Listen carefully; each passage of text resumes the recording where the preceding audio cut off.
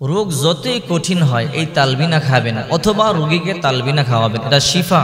রাসূল করিম সাল্লাল্লাহু আলাইহি সাল্লাম বলেছেন, তোমরা রোগীকে তালবিনা খাওয়াও, আল্লাহ পাক রব্বুল আলামিন সুস্থ করে দিবে। বুখারী শরীফের 5689 নম্বর হাদিস।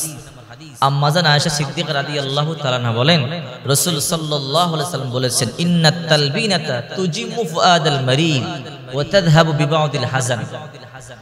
আম্মা জান আয়েশা বলেন, বিশ্বনবী মুহাম্মদ রাসূলুল্লাহ সাল্লাল্লাহু আলাইহি ওয়াসাল্লাম বলেছেন, ইন্নাত তালবিনাতা তুজিমু ফুআদাল মারিদ, নিশ্চয়ই তালবিনা রোগীর কলিজাকে মজবুত করে, শক্ত করে।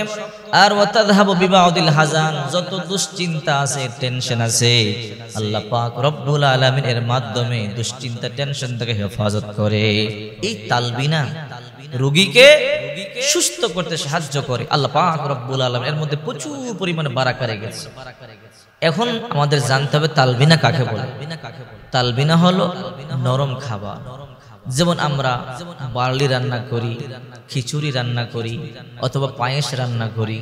তরল জাতীয় যে খাদ্যটা আছে এই খাদ্যটাকে তালবিনা বলে। তবে হ্যাঁ, মনে রাখবেন, এই তরল জাতীয় খাদ্যটা রান্না করবার পরে বিসমিল্লাহ বলে একবার দুরূদ পাঠ করে 3 বার সূরা ফাতিহা পাঠ করে ফু দিয়ে পান করাবেন।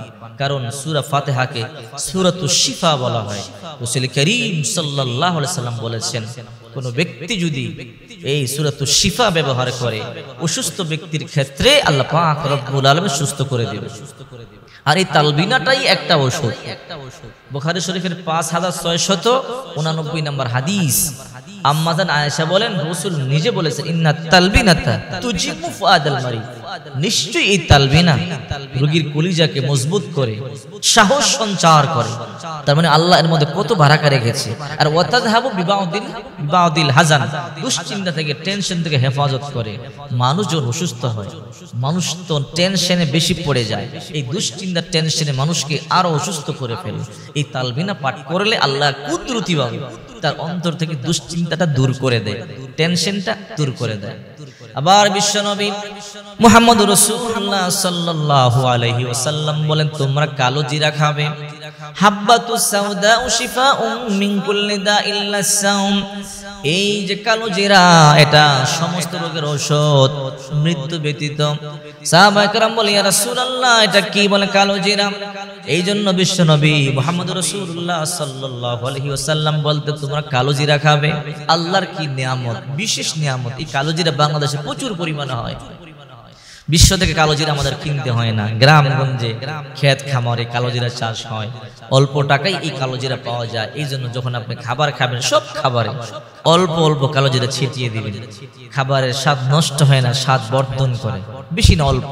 আপনার তরকারিতে কয়েকটা কালো জিরা ছিটিয়ে দিবেন, আপনার ভাতে কয়েকটা কালো জিরা ছিটিয়ে দিবেন, কালো জিরার ভর্তা বানিয়ে খাবেন। রাসূল করিম সাল্লাল্লাহু আলাইহি সাল্লাম বলেন, হাব্বাতুস সাউদাউ শিফাউম মিন কুল্লি দা, এটা সমস্ত রোগের ওষুধ, ইল্লা সাওম, একমাত্র মৃত্যু ব্যতীত।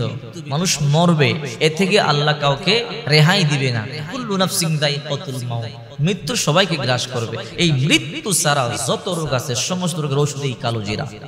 আরেকটা খাবার আছে সারিদ। রাসূলুল্লাহ সাল্লাল্লাহু আলাইহি ওয়াসাল্লাম সারিদ খেতে বড় ভালোবাসতেন, বড় পছন্দ করতেন। এই সারিদ আমরা খেতে চাই না। সারিদ হলো এই জোলের মধ্যে ভালো করে জল দিয়ে গোশত রান্না করবেন, আর ওই জোলের মধ্যে রুটি ছোট ছোট করে ছিঁড়ে এর মধ্যে ঢুকিয়ে দিবেন। কিছুক্ষণ পর রুটি যখন নরম হবে, এটা খাবেন। রাসূলুল্লাহ সাল্লাল্লাহু আলাইহি ওয়াসাল্লাম বড় পছন্দ করতেন এই খাবারটা। রাসূল বলেন, এই খাবারটা পেটের জন্য রোগ মুক্তির কারণ। যে ব্যক্তি খাবার খাবে, আল্লাহ পাক পেটের অসুখ থেকে, রোগ থেকে তাকে হেফাজত করবে। আবার বিশ্বনবী এমন কিছু খাবার আছে যে খাবারগুলো বড় পছন্দ করতেন। কদু অর্থাৎ লাউ আর গোশত রান্না করে খেতেন। আবার বিশ্বনবী শসা আর খেজুর একসাথে খেতেন, তরমুজ আর খেজুর একসাথে খেতেন। বিশ্বনবী মুহাম্মদ রাসূলুল্লাহ সাল্লাল্লাহু আলাইহি ওয়াসাল্লাম এই খাবারগুলো খেতেন। বর্তমান বিজ্ঞান রিসার্চ করে দেখেছে, রাসূলুল্লাহ যে খাবারগুলো একসাথে মিক্স করে খেতেন, এই প্রতিটা খাবারের মধ্যে ঔষধি গুণাগুণ রয়েছে, প্রচুর পরিমাণে কল্যাণ রয়েছে। এই জন্য রাসূলুল্লাহ সাল্লাল্লাহু আলাইহি ওয়াসাল্লামের খাদ্য তালিকায় যে খাবারগুলো ছিল এই খাবারগুলো তেমন দামি নয়।